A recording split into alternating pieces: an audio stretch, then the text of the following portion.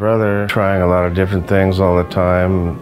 Most of it he didn't stick with, but one of the things was Bitches Brew by Miles. He said, check this out. So I'd listen to it about 100 times in a week or something like that, and I could just memorize every note. I was just transfixed by it. That's how I got into jazz. Yeah, so Mahavishnu and Weather Report were big to me. That was just in high school. And Keystone Corner was happening by then. Started going there. First show was Chick Corea, Chick on Roads. That's what was happening. It just snowballed from there. My best buddy was another dabbler, and he was dabbling in photography and darkroom work, and he turned me on to it. I learned the rudiments of darkroom work from him, and he gave me a camera and an enlarger. That happened concurrently with my getting into jazz, so I just started taking the camera to concerts, and the first one I photographed was Sonny Rollins at the Great American Music Hall in San Francisco.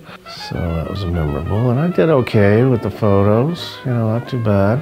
I have a saying that everybody hates photographers, but they love photos. So. I'd met Tom Copy at the Monterey Jazz Festival, a great photographer. He was the festival photographer and had a booth, and I looked through his stuff at the booth, and I'm thinking, this is what I want to do. And he was very welcoming, and he lived in San Francisco, not far, so, and he was a house photographer at the Keystone, so he let me shoot over his shoulder, and he answered all my dumb questions, and we did a lot of stuff together, and we're still friends. I would be the first one in line, so I could get a photos angle, right? And after a while, the manager, Nancy Swingle, noticed me around a lot and said, "Oh, you want to be a gopher? You know, just help us do things around here?"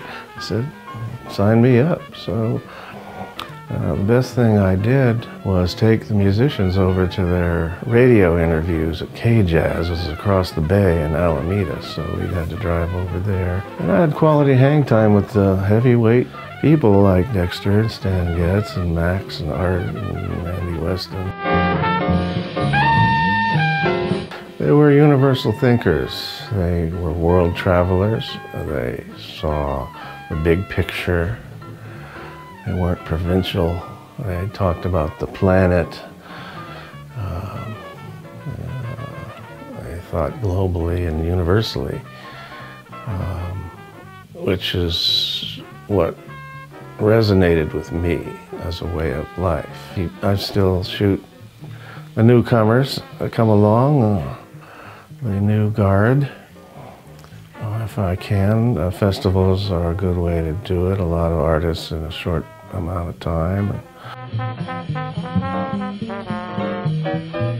As usual, I was sitting under McCoy's elbow while he was playing. It was dense sound, you know, how he gets. I was in the first set, I was walking out, and everybody that was walking out with me had this kind of angelic expression on their faces.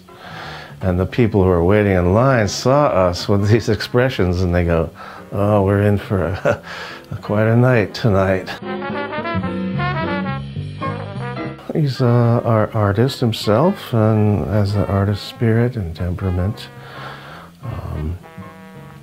And I just loved the musicians from the heart. I gave them, you know, artistic freedom. He wanted them to be themselves. And you do take things for granted, like, you know, I'm around Dexter and Freddie Hubbard and all these people all the time, and you go, it seems normal, but then, you know, nothing lasts forever.